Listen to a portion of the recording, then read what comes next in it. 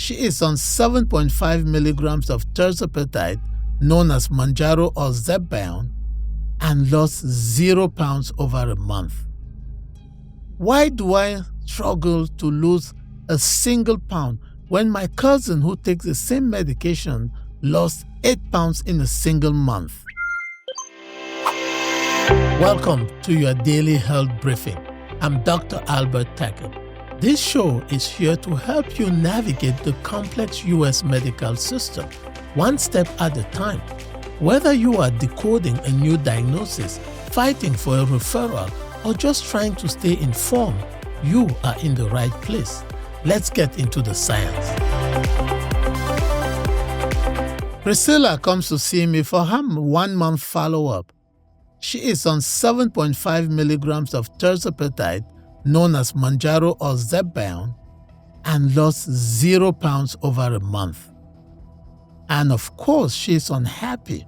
And she asked me, Doc, why do I struggle to lose a single pound when my cousin who takes the same medication lost 8 pounds in a single month?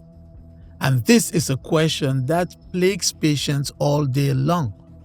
This is not a random thing. As somebody who prescribes a lot of GLP-1 medications, this is quite common. So I sat down with her and said, you know what, Priscilla, let's delve into the science first. Let's look at what these medications actually do in the body and how they are supposed to work. Now, GLP-1 agonists, which of course you know as ZepBound, Wegovy, Ozempic, Mounjaro, which are the brand names for tirzepatide and semaglutide, and if you go back in history, you have exenatide, which is Byetta, and liraglutide, known as Saxenda. These medications have been around a while, but they work in two ways. One, they work in the brain to reduce appetite, and secondly, they work in the stomach to make you feel full faster. Now, this is where the biology gets interesting. People have different amount of receptors for these medications. Now, for these medications to work, they need receptors. Secondly, people have different predispositions to obesity based on their genetics.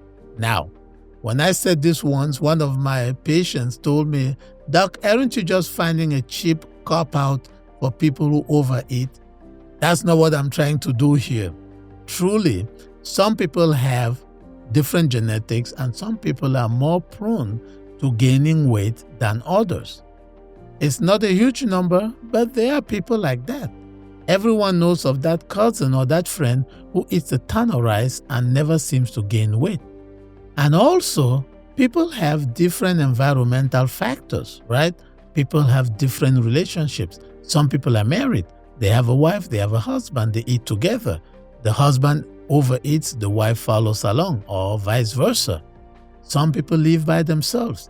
They have full control of what's in their refrigerator, what is in their pantry, whereas other people live in multi-person homes where everybody brings their own food and eats different things, and they tend to snack on other people's food. So you have all those factors. So these things have to be taken into consideration when somebody is trying to lose weight. Because, as I always tell my patients, it's impossible to lose weight without a change in your current living conditions. It's impossible to lose weight without it impacting your surroundings.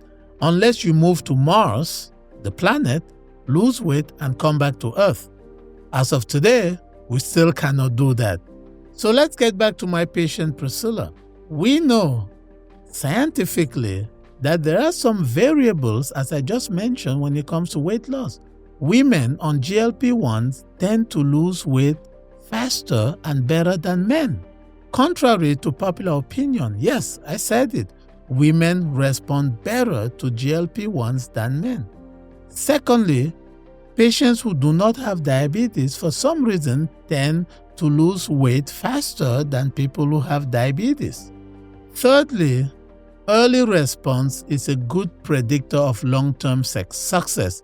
That is, if you lose a lot of weight initially, it is a good predictor of your ability to sustain that and lose a lot of weight down the road. So these factors are real things. But let me come back to one important factor, which is where primary care shines, or where a doctor has the biggest chance of making a huge impact on the patient. And this is where we step into physician-patient allyship. It is in the monthly visits. At least I do them monthly. Other doctors might do them differently. But the one thing that separates the patients who lose 60, 70 pounds from those who lose 0 or 5 pounds is compliance with monthly visits. Because let me tell you how the monthly visits usually go. First, you step on the scale and we look at what happened the past month, because the scale is not a reflection of what you ate yesterday or what you ate for lunch or what you ate because you went to Punta Cana and you gained 5 pounds. The scale is a reflection of your habits over the previous 30 days. How often did you stay under your caloric budget? How often did you get indulgences? How often did you stray off the path of weight management? That is why it's important to step on that scale once a month. And I know you've told me that my scale doesn't work. My scale is not right. It's because of clothes. It's because of the jacket. It's because of my heavy boots. It's because of the keys. And I had a police officer tell me, Doc, it's because last time I was here, I had my belt and it had all my weapons. I get all of that. But remember, the scale tends to record your weight under the same conditions. We always ask patients, take off your shoes if you can. Take off your lab coat. Take off your jacket. And so we can have an accurate reflection of your weight, which of course is going to be different from when you weigh yourself at home undressed. But the scale might lie, but your clothes do not lie. My clothes don't lie. If you cannot fit in your pants, you just can't fit in the pants. And so these monthly visits help us recalibrate and look at the next month. What didn't work the previous month? What are we going to do differently the following month? And this goes back to what the World Health Organization actually said in a position paper, that intensive behavioral counseling is an adjunct to weight loss medications. And so the biggest factor that differentiates people who are successful on GLP-1 medications like Ozempic from people who are not is that the people who are successful adhere, are compliant with intensive behavioral changes. They change their diet. They change their approach to food. They change the way they eat. They change who they surround themselves with when it comes to food.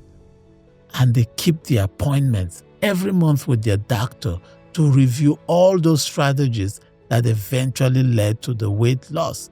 They're the patients who show up and they're excited to step on the scale because they know the work they put in. And so if there's anything you can take away from this episode today, make sure that you keep your appointments with me or with any other doctor to step on that scale and find the truth about what you've been doing the previous month. And then secondly, make sure that you get your medication prescribed, dose changed or dose increased to be appropriate with your level, because very often some patients stay on 0.5 milligrams of Wegovy for 6 months and no one knows why. The doctor is not adjusting the dose, the patient is not requesting an adjustment. But that has to be part of the picture. And thirdly, you are saying no to emotional eating. You are saying no to careless eating. And you are telling your colleagues, I am on this journey. I need your support. If you do that, you will be the guy losing weight while others are stalled. And if you're this person who is stalling, come see us. We are here to help you. Or share this episode with somebody who is stalling.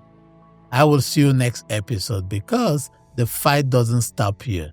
We will keep pushing until everyone achieves optimal health. This has been the Daily Brief. Medicine is not about certainty. It is about responsibility. Decisions are often made with incomplete information, but they are always made with your safety in mind. In a system that can feel rushed and fragmented, you deserve clarity, continuity, and an advocate who sees the whole picture. I am Dr. Albert Taken, your physician ally, high-level science, human-level care. I will see you at the next briefing, or I will see you in the clinic.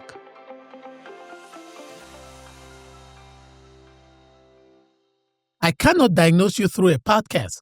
This is education to help you understand your health and have better conversations with your clinician. If you feel you are in danger or might be having an emergency, call 911 immediately or go to the nearest emergency